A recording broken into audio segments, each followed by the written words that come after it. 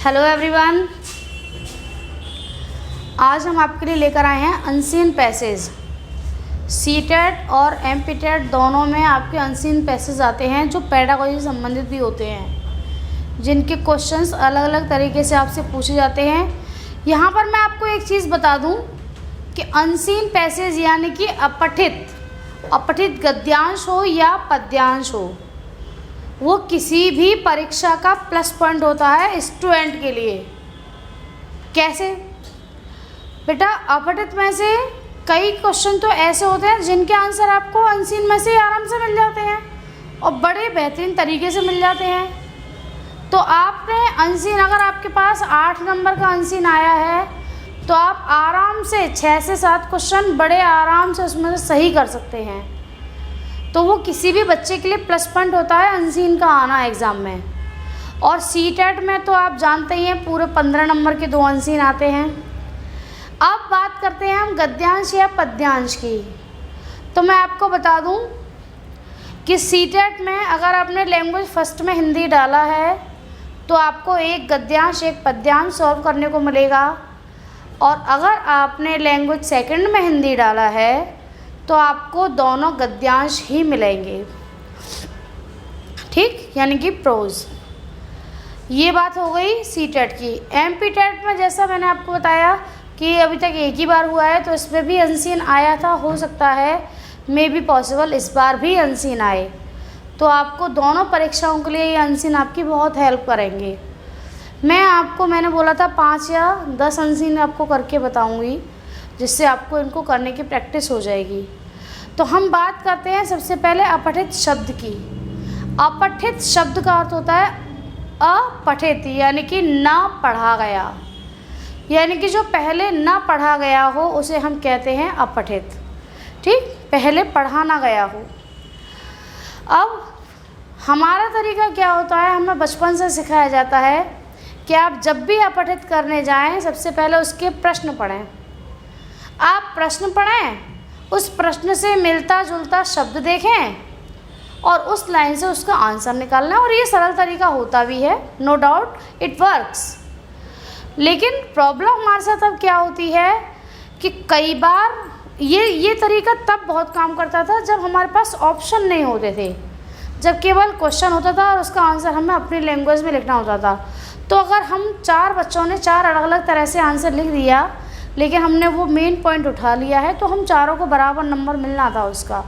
लेकिन अब क्या है, अब एग्जामिनर सामने से हमें ऑप्शन देता है। अब कई बार ऐसा होता है कि हमें चारों ही आंसर सही लग रहे होते हैं, या कई बार ऐसा होता है कि 2 या 3 आंसर बिल्कुल सही होते हैं, लेकिन उनमें से फिर हमें प्रायोरिटी देखनी होती है। तो अनसीन को हल करने का, अपठित को हल करने का जो तरीका वास्तव में है, जो किताबों में दिया गया है, वो ये है कि किसी भी अपठित को हल करने से पहले कम से कम 3 बार अवश्य पढ़ें। अब बात आती है कि हमारे पास क्या इतना टाइम होता है। लंबे लंबे अपठित होते हैं, अगर हम 3 बार पढ़ेंगे तो हमारा तो अच्छा खासा 10 मिनट ले जाएगा, वो हमारा बहुत समय ले जाएगा। तो उसके लिए मैं आपको बताना चाहूँगी कि अपठित अगर आपने जल्दी जल्दी पढ़ा है तो आप 3 बार क्या 30 बार भी पढ़ लेंगे तो भी कोई फ़र्क नहीं पड़ना है। मेरा मानना है कि किसी भी अपठित को हल करने से पहले आप उसे एक बार अवश्य पढ़ें, लेकिन पठन कौशल के साथ। पठन कौशल अर्थात उसके अर्थ को समझते हुए पढ़ें, उसको उस संदर्भ में समझते हुए पढ़ें जिस संदर्भ में वो लिखा गया है। तो आपके आंसर सही होने की संभावनाएं काफ़ी हद तक बढ़ जाती है, या ये कहूँ कि गलत होने की संभावना काफ़ी हद तक कम हो जाती है।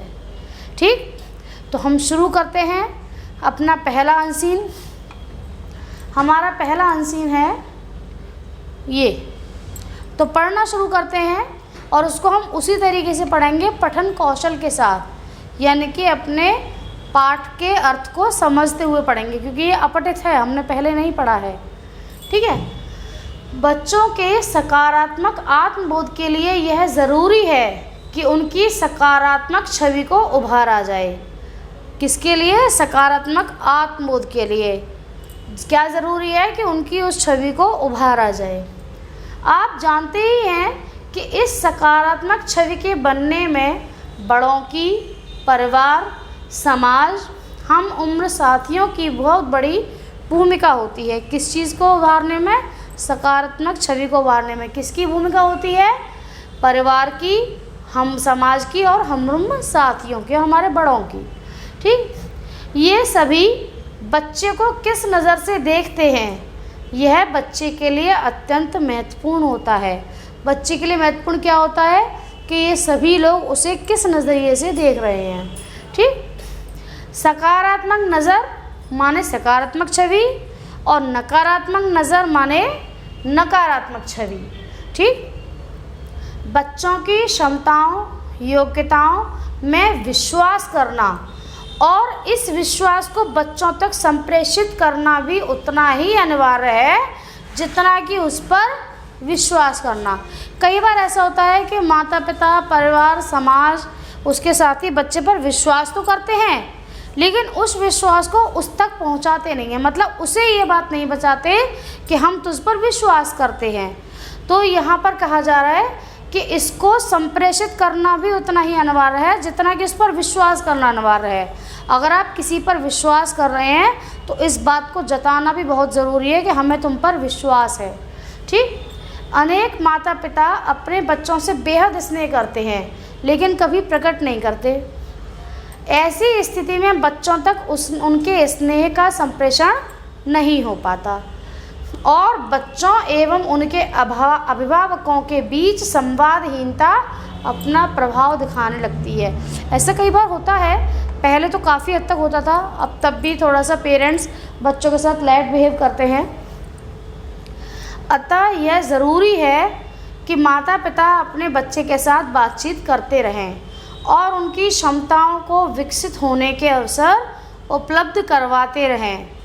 बच्चों के समग्र विकास के लिए उनके मनोवैज्ञानिक, वैज्ञानिक सुरक्षा की भावना, बच्चों में एकाग्रता, आत्मविश्वास जैसे गुणों का विकास करने में मदद करेगी। यानी कि बच्चों के समग्र विकास के लिए कैसे? उनके मनोवैज्ञानिक विकास, वैज्ञानिक विकास और सुरक्षा की भावना क्या किस में मदद करेगी? बच्चों में एकाग्रता और आत्मविश्वास जैसे गुणों का विकास करने में मदद करेगी। अगर बच्चों के अंदर सुरक्षा की भावना आएगी तो सीधी सी बात है उनमें एकाग्रता का विकास होगा, उनके अंदर कॉन्फिडेंस आएगा, आत्मविश्वास बढ़ेगा। जिनमें सकारात्मक आत्मबोध और आत्मविश्वास है वे जीवन की कठिनाइयों का सामना धैर्यपूर्वक करने में समर्थ होते हैं। ठीक, ये हमारा अंशीन हो गया जिसे हमने अर्थ समझते हुए पढ़ा, जिससे हम पता चलता है यहाँ पर बात किसकी हो रही है कि बच्चों तक अपने संप्रेषण को पहुँचाने की, है ना, बच्चों से संप्रेषण करने की, बच्चों तक अपनी भावनाएं पहुँचाने की। अब आते हैं हम इसके क्वेश्चंस पे। हमारा पहला क्वेश्चन है बच्चों के लिए अत्यंत महत्वपूर्ण है तो उनके प्रति सकारात्मक दृष्टिकोण, उनके प्रति सहानुभूति, अनुशासन और दयाभाव। पहला ही आंसर हमें ऊपर सबसे पहली लाइन में मिल रहा है। बच्चों के लिए अत्यंत महत्वपूर्ण क्या है? सकारात्मक दृष्टिकोण, उनके प्रति सकारात्मक दृष्टिकोण। तो हमारा इसका आंसर क्या होगा? ए। हमारे पहले क्वेश्चन का आंसर क्या है? ए। सेकंड पे आते हैं। हमारे हर स्लाइड में अनसीन पूरा लिखा हुआ है, हमारे क्वेश्चन नीचे चेंज होंगे। ओके, तो हम सेकंड पे आते हैं। बच्चों की क्षमताओं और योग्यताओं में विश्वास करना तथा उस विश्वास को बच्चों तक पहुंचाने से क्या होता है? हमने ऊपर पढ़ा है बच्चों की क्षमताओं और योग्यताओं में विश्वास करना और इस विश्वास को बच्चों तक पहुंचाने से बच्चे तक उनके स्नेह का संप्रेषण हो पाता है। बात तो सही है, लिखा भी है। संवादहीनता की स्थिति उत्पन्न हो जाती है, ये गलत है क्योंकि संवादहीनता तो बढ़ती है ना इससे। बच्चों में अनुशासनहीनता बढ़ जाती है, ये तो बिल्कुल ही गलत है।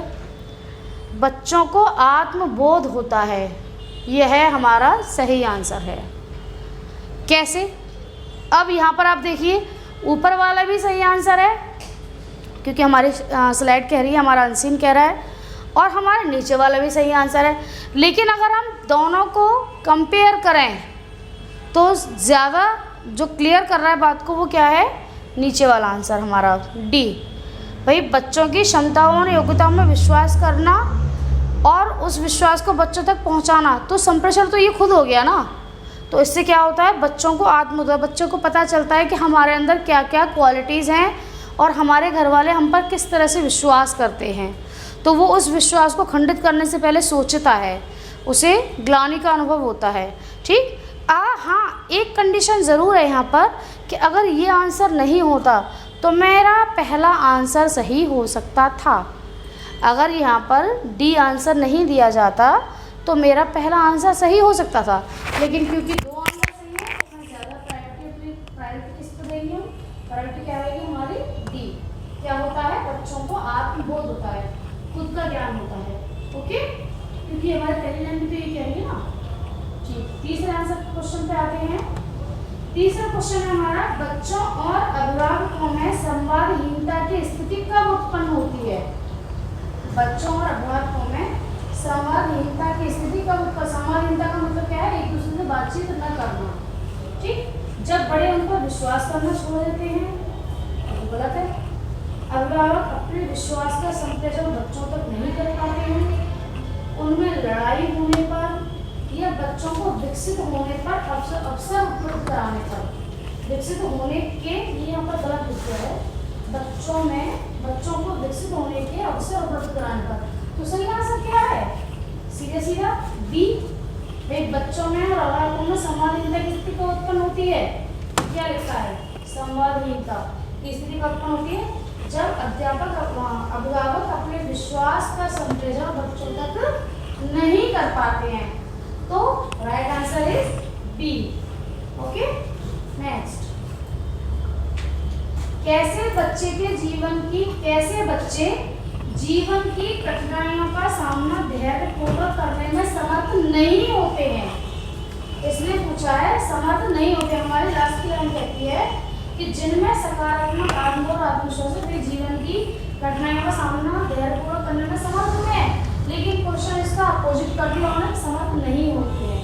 तो आत्मविश्वासी होते हैं, सकारात्मक आत्मबोध वाले ये भी होते हैं, एकाग्र चित्त वाले, इसका तो कोई आपको मतलब ही नहीं दिया है, सुरक्षा की भावना की कमी वाले, यही इसका नेगेटिव आंसर है, क्योंकि बाकी तीनों चीजें हमारे आंसर में कही गई हैं पॉजिटिव। ठीक, तो इसका सही आंसर क्या होगा, डी। नेक्स्ट, विकसित में प्रत्यय है। ये क्वेश्चन आपका ग्रामर से आ गया, विकसित में प्रत्यय है। तो मैं आपको बताती हूँ कि प्रत्यय हमेशा पीछे लगाए जाते हैं। ठीक, प्रत्यय शब्द के पीछे रखते हैं। अब प्रत्यय पहचानने का सही तरीका क्या होता है कि हमें आगे वाला शब्द साफ निकालना होता है। प्रत्यय कभी भी अधूरे शब्द में नहीं रखते, प्रत्यय एक सार्थक शब्द में रखते हैं, तो हमें आगे एक सार्थक शब्द निकालना होता है। और विकसित शब्द किससे बना है, विकास से। विकास एक सार्थक शब्द है और उसमें प्रत्यय क्या है, इत। विकास प्लस इत मिल के बनता है विकसित।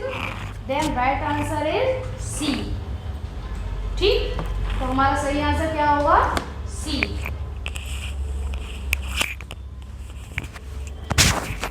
अच्छा, नेक्स्ट, बच्चों के सकारात्मक आत्मबोध के लिए ज़रूरी है कि उनकी सकारात्मक छवि को उभारा जाए। बच्चों के सकारात्मक आत्मबोध के लिए ज़रूरी है कि उनकी सकारात्मक छवि को उभारा जाए। रचना के आधार पर वाक्य का भेद है। ये भी आपका ग्रामर से क्वेश्चन है। तो इन्होंने लिखा है सकारात्मक छवि के बच्चों के सकारात्मक आत्मबोध के लिए ज़रूरी है कि उनकी सकारात्मक छवि को उभारा जाए। बेटा यहाँ पर दो सेंटेंस को मिक्स किया गया है, किसके द्वारा, की के द्वारा। एक सेंटेंस दूसरे सेंटेंस में डिपेंड है, जिनको जोड़ा गया है की के द्वारा। तो ऐसे वाक्य हमारे क्या कहलाते हैं, संयुक्त वाक्य। वैसे ये गलत लिखा हुआ है, ये मिश्रित वाक्य है, ये मिश्रित वाक्य है, लेकिन यहाँ पर मिश्रित उपवाक्य लिखा है जो कि गलत है। सही आंसर यहाँ पर मिश्रित वाक्य होना चाहिए। ये कुछ टाइपिंग मिस्टेक हुई है शायद। तो ये वाक्य हमारा कैसा है? मिश्रित वाक्य। मिश्रित वाक्य की पहचान होती है कि जो, जबकि, जैसे आदि ऐसे शब्दों से जुड़े होते हैं। कौन से वाक्य? मिश्रित वाक्य या मिश्र वाक्य। और जो संयुक्त वाक्य होते हैं हमारे, वो कैसे शब्दों से जुड़े होते हैं? और, तथा, किंतु, क्योंकि,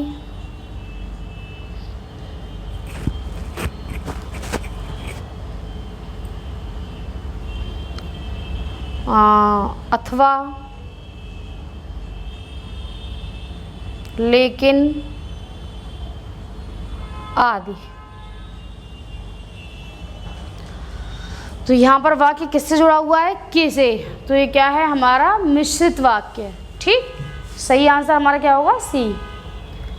आप लोग इसको नोट कीजिए क्योंकि ये आपके काम आएगा। प्रत्यय कैसे पहचाने जाते हैं और मिश्रित और संयुक्त में क्या अंतर होता है। ओके, चलिए आगे बढ़ते हैं। वे जीवन की कठिनाइयों का सामना धैर्यपूर्वक करने में समर्थ होते हैं। वाक्य में क्रिया विशेषण का उदाहरण है। बेटा यहाँ भी वही चीज़ आ गई, ग्रामेटिकल क्वेश्चन है ये भी। जैसे मैंने आपको स्टार्टिंग में बताया था कि अनसीन में से ग्रामेटिकल क्वेश्चन भी आते हैं। तो मैंने बताया था जितने भी ग्रामेटिकल क्वेश्चन होंगे उनको मैं आपको इसी तरह से क्लियर कराऊंगी। तो ये हमारा फिर से एक और आ गया। तो इन्होंने इसमें क्या पूछा है? क्रिया विशेषण। क्रिया विशेषण किसे कहते हैं? क्रिया विशेषण एक प्रकार के अव्यय होते हैं। ठीक, क्रिया विशेषण जिनको हम इंग्लिश में एडजेक्टिव कहते हैं, ये क्रिया की विशेषता बताने का कार्य करते हैं। क्या बताते हैं? क्रिया की विशेषता। अब हम इस सेंटेंस को थोड़ा ध्यान से पढ़ें तो हमें नज़र आएगा कि इस वाक्य में क्रिया जो है वो कौन सी है? समर्थ होना, कैपेबल होना, समर्थ होना। तो समर्थ होना यहाँ पर क्रिया है और समर्थ होने की विशेषता क्या है? कैसे समर्थ होते हैं? धैर्यपूर्वक। तो क्रिया विशेषण इसमें क्या हुआ? धैर्यपूर्वक, यानी कि आंसर क्या होगा? बी।